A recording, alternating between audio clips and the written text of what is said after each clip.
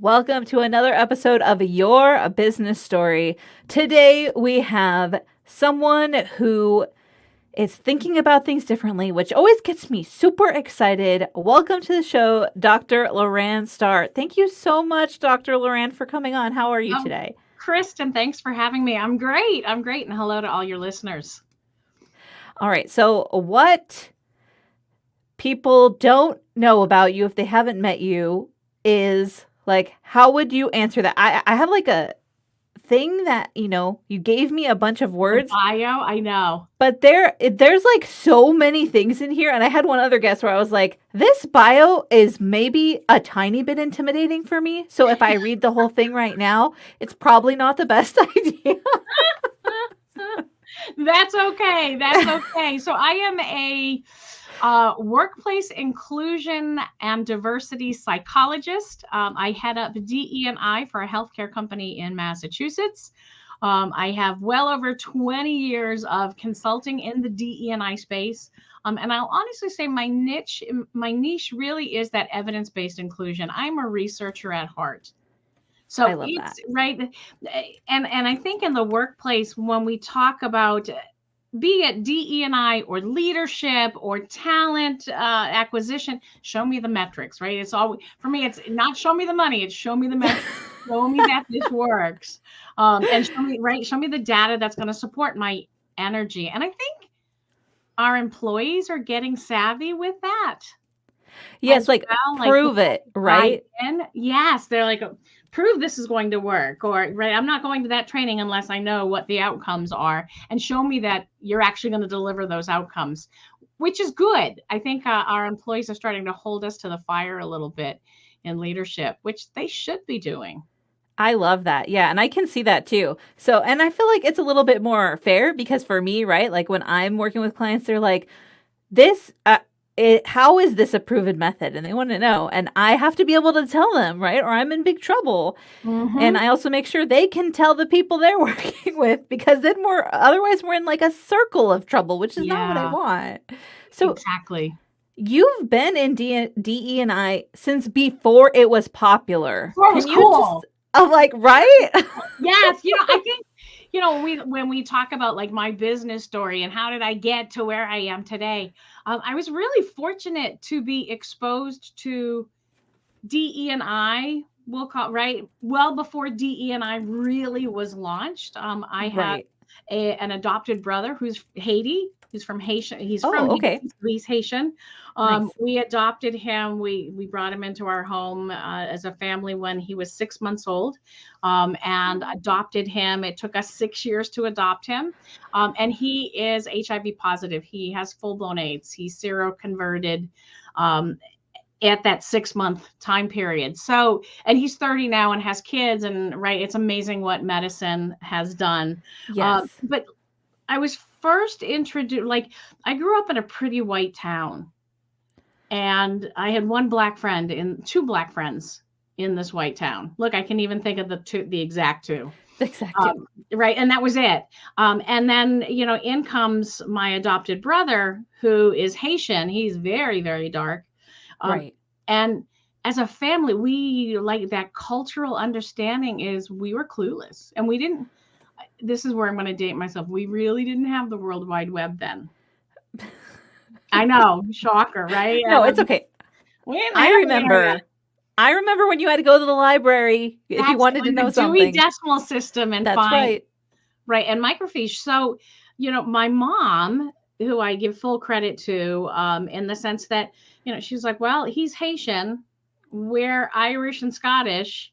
She reached out to the Department of Social Services and said, is there anyone in his family that wants any type of connection with this child? And sure enough, his grandmother did. So my mom reached out to the grandmother. And then from that, every other weekend, it was like this Haitian party in my backyard. And it was awesome. That sounds awesome. Like, to the point that, like the lines, the cultural beauty. And, my brother was raised up in that culture as well as being raised in the white. He used to say all the time, so Lala, when do I turn white? I'm like, dude, no, like, that's it. Like he wasn't, yeah. And so, I had that exposure there, and then I joined the military. So Army trauma medic. And they have in the Army what I like to call forced inclusion. You have to rely on the people sitting around you, working around you, or you're dead. Like Right. Literally. Yeah. like literally. Yeah. I'm like, I don't know how else to say that, right? If you can't trust me to have your back, then let's not even engage here. So, I had that forced inclusion. Then coming out of the military and going into corporate was kind of like the wake up call. Okay. I was like, whoa, so the world Well, doesn't function like that, right? So I was a yeah. little naive, I think, going into the workplace, especially being a woman entering the workplace in the early 90s. And I had other women saying, oh, don't think you're going to climb here. There's a glass ceiling. And I'm right again, ambivalent towards. I'm like, I don't know what you mean by a glass ceiling. And just Right. watch me climb, because I don't have that perspective. And I don't let anything define me. So I love that. it's kind of that if you're facing a workplace culture that is not where you want to be, either change it or leave the company. Stop wasting your time. Right. Yes. I've heard that so many times. I have so many good friends in the DE&I space. And a lot of the work they do is helping people understand it's okay to leave a job. It's okay to leave a job. It really is. So, I think, that just reinforced my belief in inclusion first and foremost. And then before you know it, I had my own consulting firm, and it was my executive clients that I was doing some executive coaching with that continually said, this is back in 2007, you're great with leadership, but you would so rock DE&I. And I'm going, what the heck is DE&I? What is that? Doing what I'm doing without realizing that's right. And they're like, you really should be talking about diversity and inclusion. And I was like, oh, okay, then let's dive in there. And I jumped in with both feet, continued my education to really have that profound understanding, not just around diversity, equity, and inclusion. So audience, there are 3 different things. They need 3 different goals and metrics, and they need 3 different strategic plans. They are not all the same thing. No. And that's why we need very different outcomes. We need all the letters. We can't put them under one letter. We can't put them all under one letter, which is what I noticed organizations were doing. I'd go in and say, well, define what you mean by you want diversity. We want everyone here to get along. That's not diversity. Also, that's not super realistic. That's not super realistic. Yeah. Also. And that's not, we want people to recognize the differences in each other. That's still not diversity. That's inclusion. I'm like, diversity is, let's simplify it. Let's take some of the guesswork out. I use the language, let's level set. I am always level setting. Let us level set so that we can, because all too often we get in conversations, not just around diversity and inclusion. Right? I see this in leadership and collaboration where we don't level set, and then we walk away from the table with different ideas as to what the deliverables are. That's so true. So I know everything you're saying, of course. Yes. But for like our friends who maybe aren't as familiar with the corporate world, because we do have a lot of entrepreneurs who listen to the show. Mm-hmm. What can you describe that like in a little bit more simplistic way? Like I know what a deliverable is. Like, yeah, but even more important, because as if you're an entrepreneur, I was an entrepreneur for 20 years. I absolutely get that. Your deliverables are what you're giving to your clients. Yes. Yeah. Or if you have a brick and mortar store, your deliverables are not just to your clients, but it's also to your employees. So to level set that, when I would sit down and say, okay, so you want more diversity, what does that mean to you? And then let me level set diversity. And I love this. Diversity is like a bag of Skittles. When you rip open that bag of Skittles and you dump those Skittles out and separate the colors by color, you have diversity. You've got, so many yellow, so many green, so many purple, so many orange, so many red. That's when you break them into their groups, that's diversity. That's it. Now, the goal of diversity is to give you a different taste, a different perspective. Hmm. But you can't Interesting. get that unless you have inclusion. So while you want diversity, I'm telling you what you need is inclusion. And inclusion is when we put all those Skittles back in the bag, we take 3 out, we pop them in our mouth, we have a whole new flavor. That's inclusion. When you've got the lime, the orange, and the cherry in your mouth, right? It's a whole new flavor. Right. It reminds me of Ratatouille. Have you seen that movie? Yes. Yeah, where he's like, you eat this by itself. You eat this by itself. Now eat it together. And his brother's like, what? Oh my gosh, I am so going to use that. Thank you. Yes, that is exactly what inclusion is. So once we level set what your priorities are and how we're defining them, then we can build, programs or initiatives around that. And that level setting is a tool you should be using every day. And, we want to improve, client engagement. What exactly does that mean? Let's level set, because what I think is client engagement will be very different than what you might think it is, Kristin. So let's level set that before we figure out what we're going to do with it. And let's understand why. Why is it important? You're having the DTR of what the goal is, right? You're like, determine the relationship, friends. Like, what do you mean? Use specific words. Yeah. And really, your audience get comfortable with really just using basic language. That's what I'm always saying, because, I'm a copywriter, and simple always converts better. Absolutely. Simple language. And then from there, you can build upon that definition if you need to. Need to. But normally you don't even need to, right? Once you have it in simple language, everyone understands. Yes. And that's also part of equity, right? Where you have it so it's accessible to everyone. You have it so it's accessible to everyone. Yes, everybody understands where we're coming from, but equity is a little bit of a different beast in the corporate world. Okay. And I like equity, Kristin, I really do, but I need more research to support the shift in paradigm between equity and equality in the workplace. All right, I'm interested.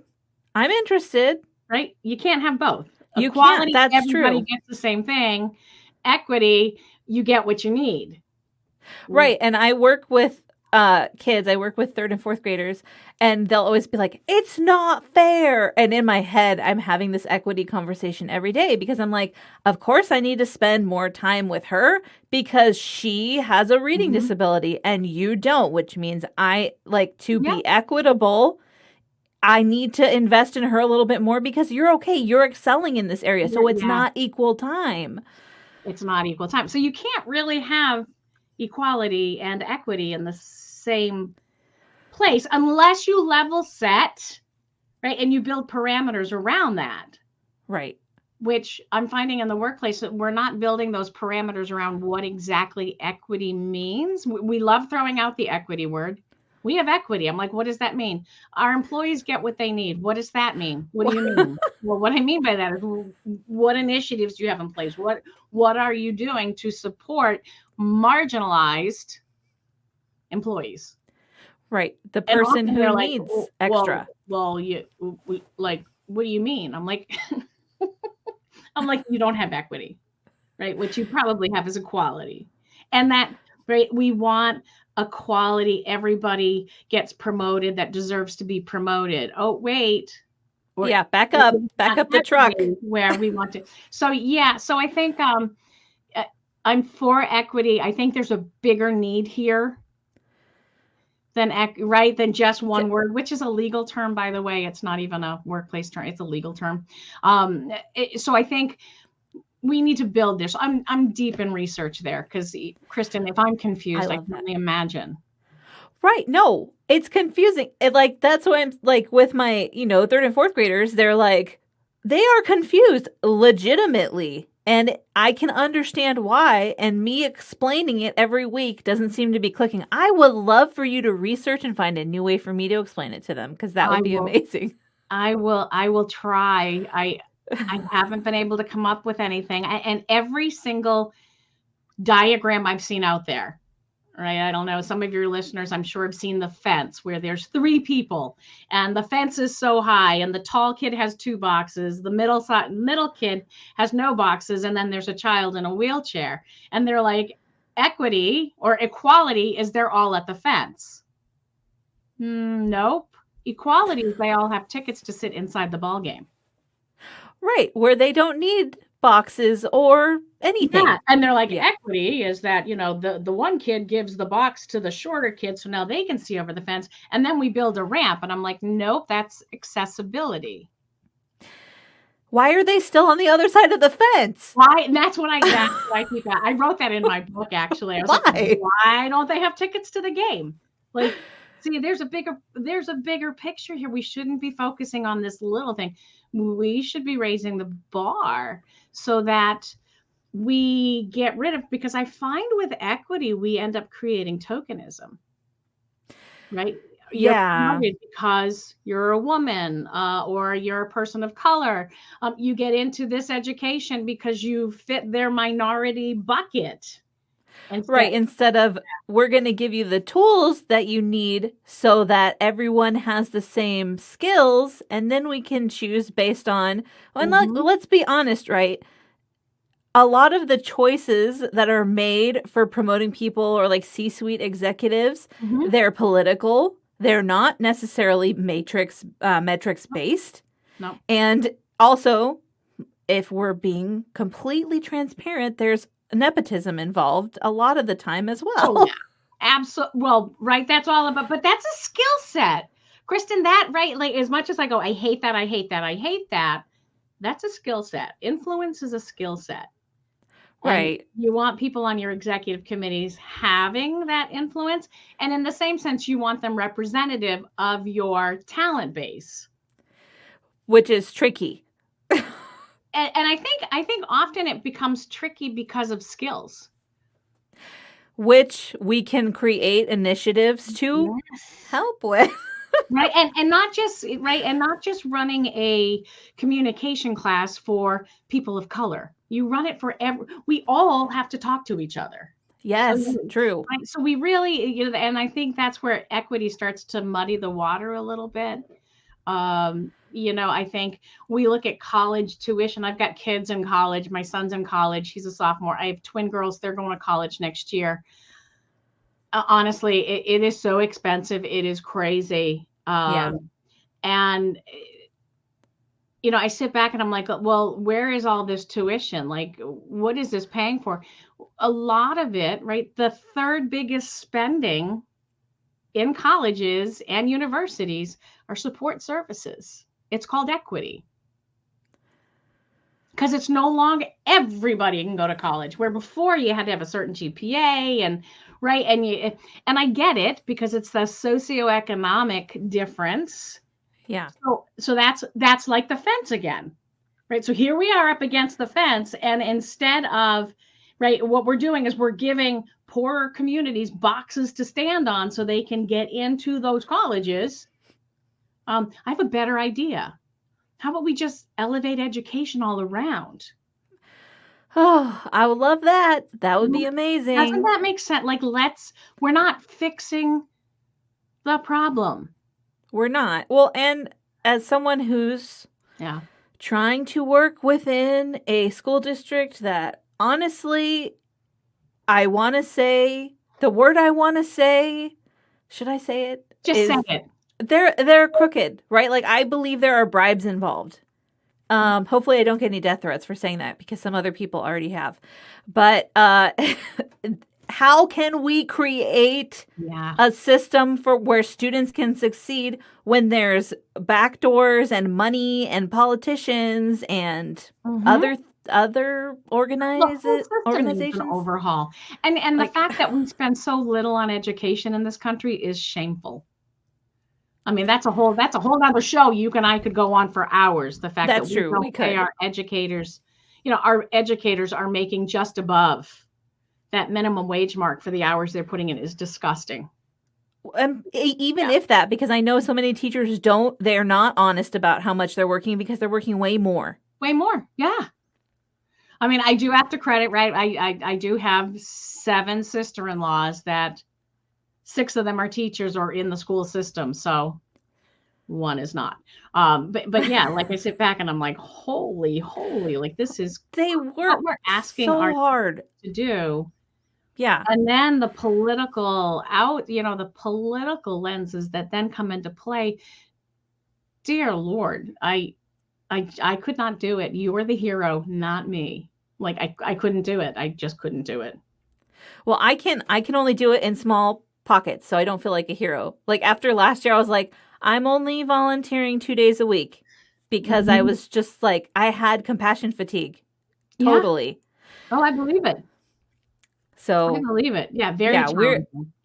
that I agree. Like that would be the tickets to the ball game, right? Like to make sure that everyone is able, no matter what difficulties or talents they Mhm. have, to get the education that's going to serve them.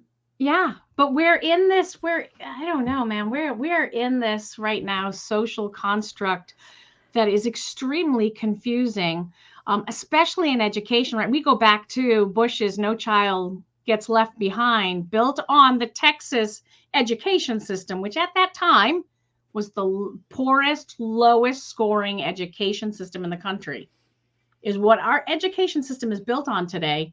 No child left behind. And what's happening is your overachievers are excelling, and those that need a lot of support are getting support, and the middle is getting lost.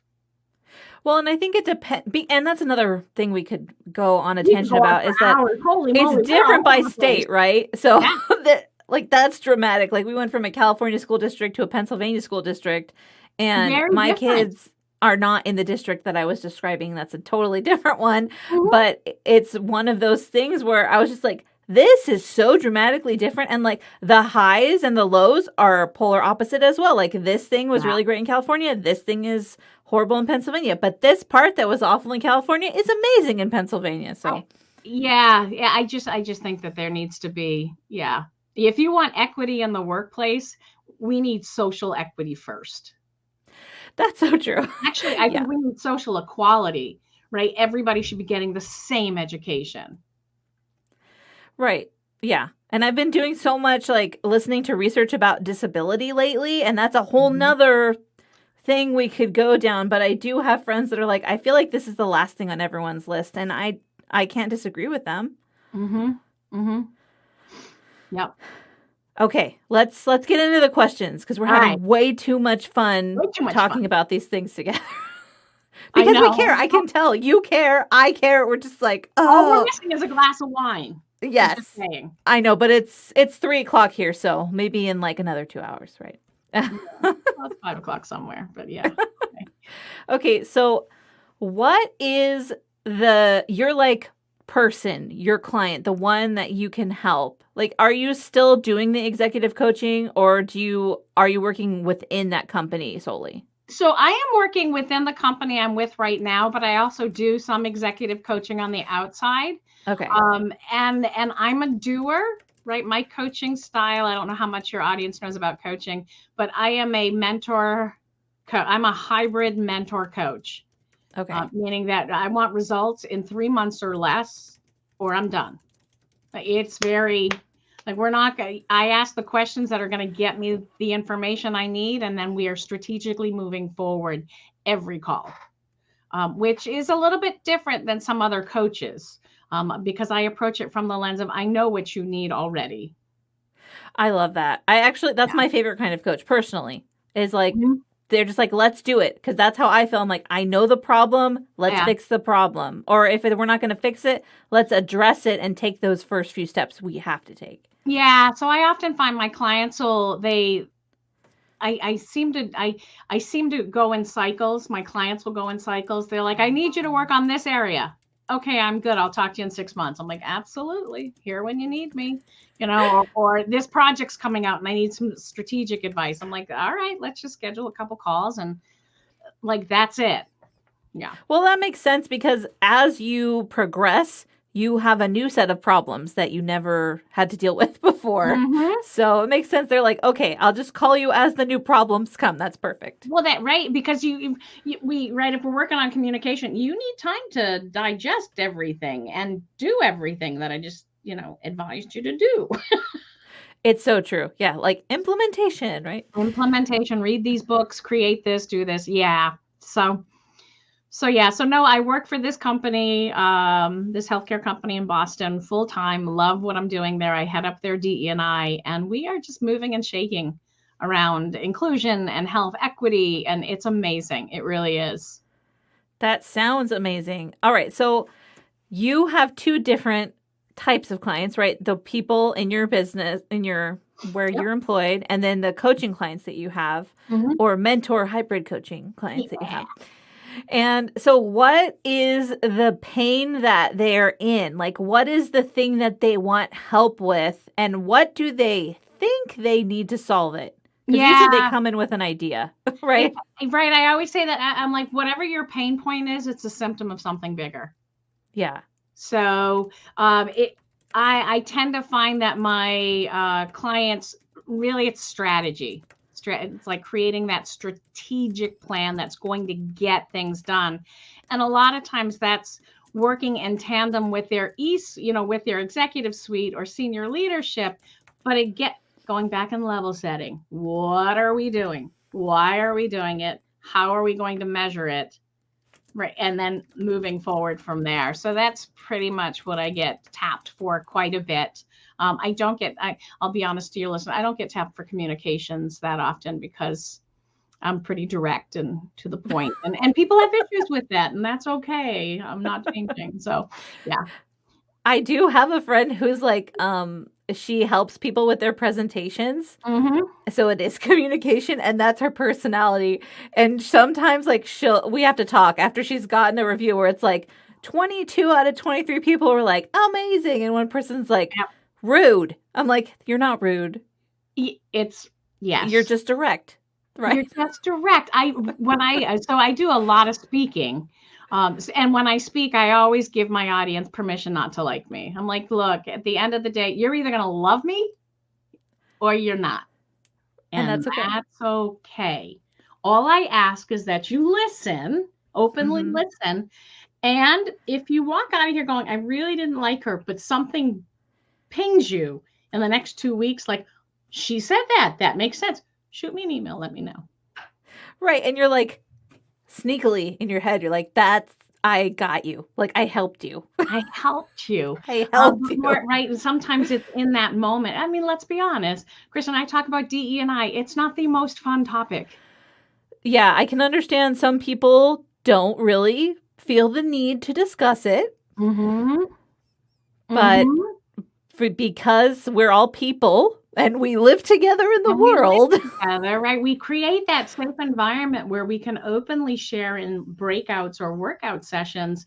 And then, somebody will say something that I would consider a microaggression, like white speak or white cloning. And then, I have to address that.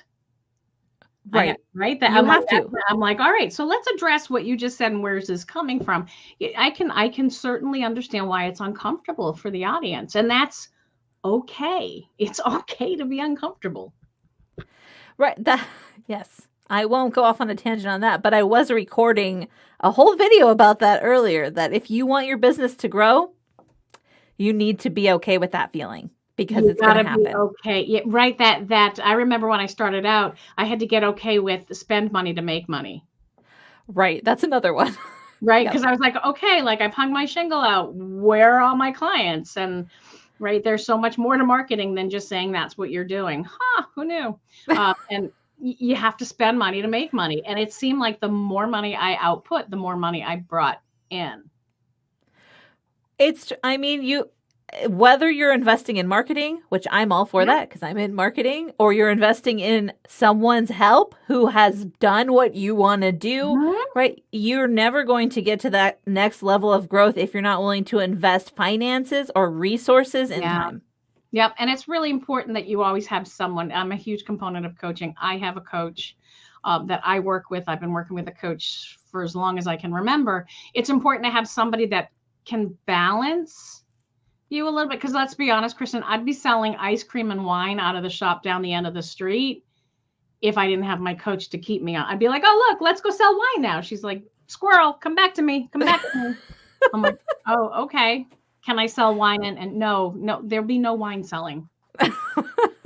Yes, I do. I have to do that for my clients a bit too. I'm like, so we just worked for a year on your messaging. Let's not do a side business off of your normal business and dilute that.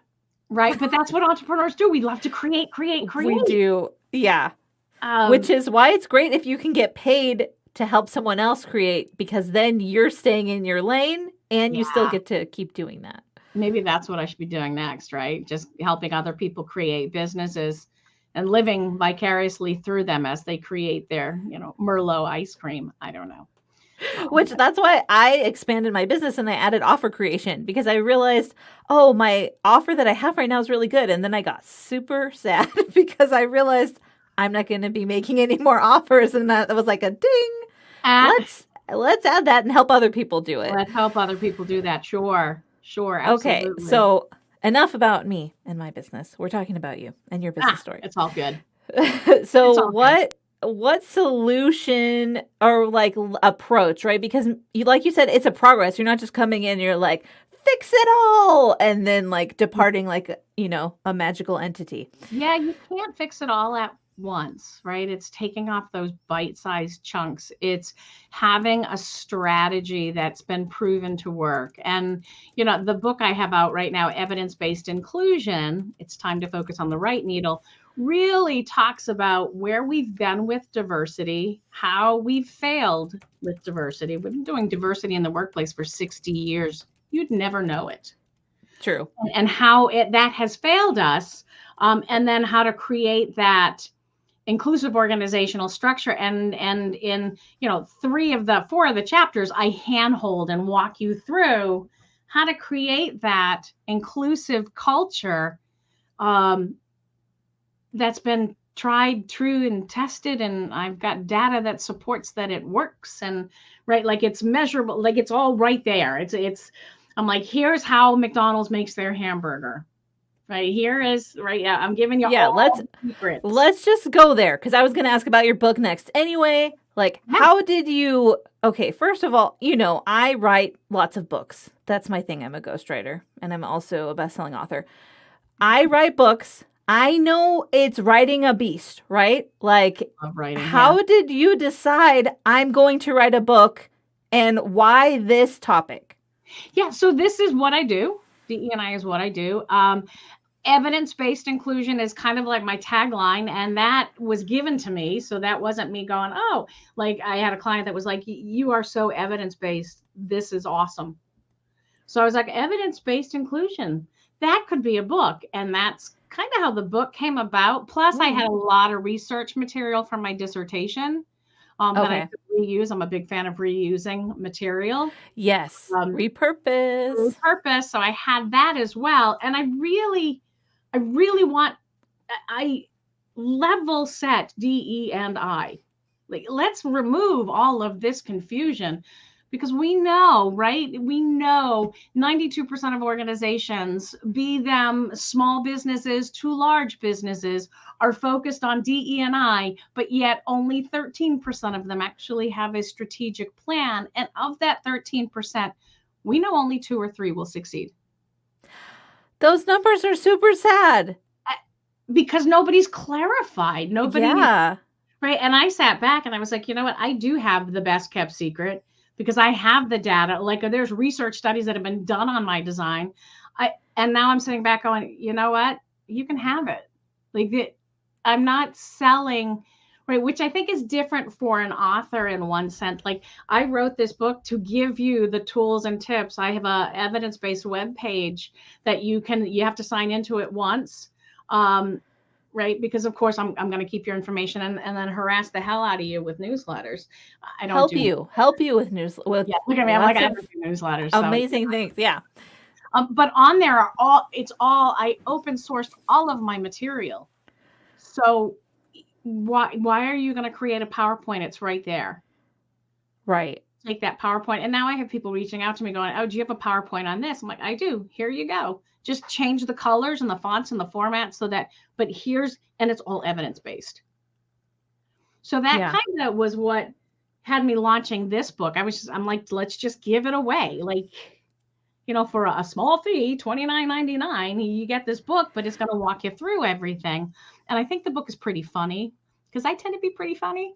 So you seem like a fun person for sure. Like there's no swears in it, which is good. There were, and then my editor took them out, but it's a pretty engaging. It is a very engaging book. That's what I'm getting for feedback. They're like, holy moly, it's like sitting with you. And it's easy to read because I simplified it. Right. Let me ask a question if it's engaging. So do you use a lot of stories in the book? I do. I use some stories, not a ton of stories. My reading style. So I have a learning disability. I'm severely dyslexic. So on top of all this, I'm an author. I've got several books out there as well. And so I do use stories, but not to the not extreme, this is not a metaphor book. Like this is and actually actual case information, but I don't drown in the detail. Like my editor was like, your book could be 600 pages long if you gave full case. And I'm like, I just can't do that. Well, that's not going to do what your goal is, right? No. And I've found books that I've read in the business section or sector that are story after story after story. And I'm like, I just need the story that sounds like me and I'm good. So that's 4 pages of the book of value. That's not how I write. Right. So there are some stories in there, some anecdotes and stories. And yeah, I love that. I like balancing. Even though I'm the storytelling lady, unashamedly, I make sure that when I'm working with my authors, I'm like, we need practical application. Like if we don't have that, then we're going to forget a lot of what you taught them. Oh yeah. How do we put this in place? How do we remember this? Yes, absolutely. So I like the stories for that. I know that I'm already working on my next book. Oh, nice. You've caught it. You have the bug. I've had the bug for years, it seems. But my next book is going to be or not to be, equity versus equality. Oh, so you are like legitimately right now. in this research. Okay. I'm deep in this research, which I love doing, right? It's that question. I tell my kids when I had my kids, a recurring theme was look at the world with the wonder of a 5-year-old. Because when my son was 5, it just seemed to, like he wanted to know about, the Tatapalis who were having, their celebration, Kwanzaa, and right there, everybody's having their celebrations. And he was like, what is this? This is beautiful. I want to see this. I want to see that. So, even now in my young age, right, it's the wonder of a 5-year-old. I want to know why. Well, it's the curiosity. That's been the unofficial theme of this entire season. And this is the last episode of the season. And I can't believe you brought that out. You just tied all the episodes together. Tied them all. Yeah, it's curiosity. Curiosity didn't kill the cat, my friend. No, it didn't. And every high level person I talk to is extremely curious. And my friend Austra, who was on earlier, we did the recording for her episode today. She's like, curiosity kills judgment. And I was like, oh, I like that. That's so true, because when you're curious, you don't have time to be thinking about whether or not the thing they did is right according to what you say. You're just like, oh, that's interesting that you did that. Why did you do it? Why did you do it that right? Why did you do it that way? And in the space that I'm in, curiosity, it's so important. It's so important, and asking those right questions. What were you looking to gain? Which often people have no idea. We're launching this program. What do you want to gain from this program? Well, we want, retention, and that's not what you're going to gain from this. What do you want to come out more specific? Of this program? Much more specific. Right. And I think so for me, honestly, I'm a professional question asker. That's why I'm good at my job, because I ask the questions to find out, what do you do? What do your people need? How can you help them with that? And so you're saying that if we could ask more questions in general, it would help us get the answers that we're actually looking for. It really would. It really would. So many meetings I've gone into and like they just go round and round and round. And then I just go, so what are we trying to solve here? And right. And then it kind of brings it back. Well, we're trying to solve that. Okay. So all that other stuff, let's table it and let's just solve this. Right. And all the things around this. Well, and I think a lot of it is like I love words. Don't get me wrong. Mm-hmm. But we want to use words to seem a certain way as companies, as individuals. Mm-hmm. And that gets in the way of like actual clear communication and clear goal setting. It really does. It really does. And I love words.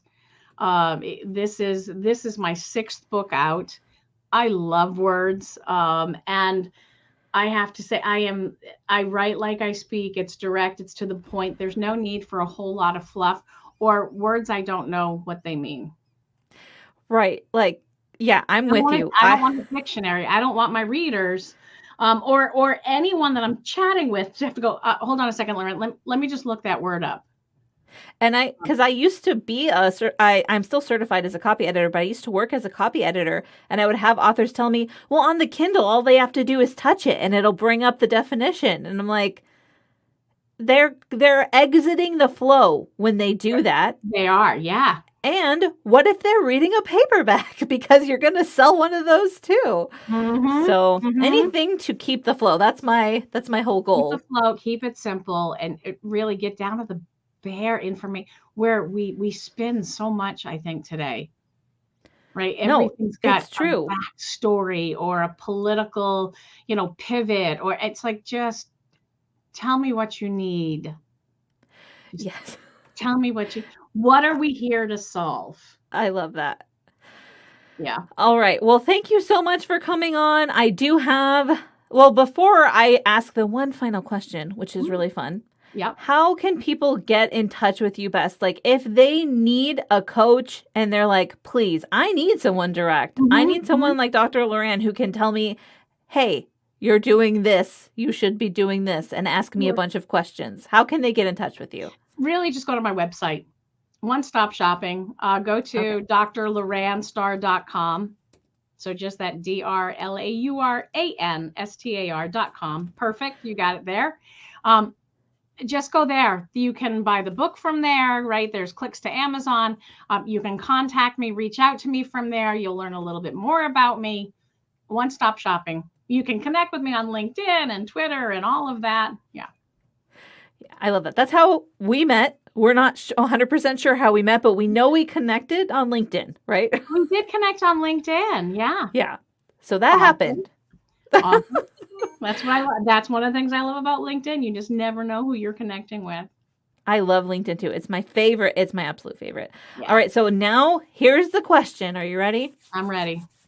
So if your person is listening right now, whether it's someone who's like a C-suite executive or someone who's like, I'm an employee and I would love more information about how I can level set myself and deal with my goals, right?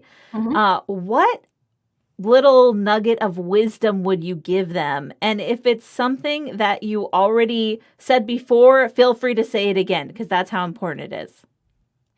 Yeah. Be curious. I'm going to go back to that. Be curious. Yeah, I love that. Right. Be curious and journal. Journal, but write it down. Don't type your journal. Write your journal because it activates the reticular activating system of the brain, which creates these file pathways. So, which is curious. Yeah. Yeah, that's why I take notes. I took notes during our episode right now. Right? Instead of typing it, manually write it down. But yeah, definitely be curious and go right ahead and journal. Because I love that. So yeah. If you haven't tried it, you should try it. I know a lot of people are like, I'm not a journaler. You should try. Everybody, if you want to build, right, and you know this, Kristin, if you want to build self-awareness, which is critical in the workplace, you better be journaling. Yes, we actually talked a lot about self-awareness on the last episode. So you are tying it together with a shiny bow, friend. Full bow Thank here. you. Yeah, and journaling, you can just ask four quick questions. What was the situation? How did you respond? What were the results of that response? And what would you do better next time? It should take you 3 minutes to journal. That's it. Oh, that's so smart. Okay. Yeah. And then dive in deeper as needed. Right. Because there are times when I'll sit back and I'm like, the response was poor and I have no idea why. I might need to do a little, right? I need to be curious and dig a little bit more. But those 4 questions, in, out, be done with it. So valuable. Thank you so much for showing up here with your wonderful, knowledgeable self. I can't wait to read your book. And for all of the listeners, yes, you should go get this book. I'm super excited about it, and I will geek out on the research as well. So thank you so much for being on. Oh, thank you for having me. This was so awesome, Kristin. I'm glad. And for all of you wonderful listeners who I love, I want to remind you that your business story matters. And until next season, bye.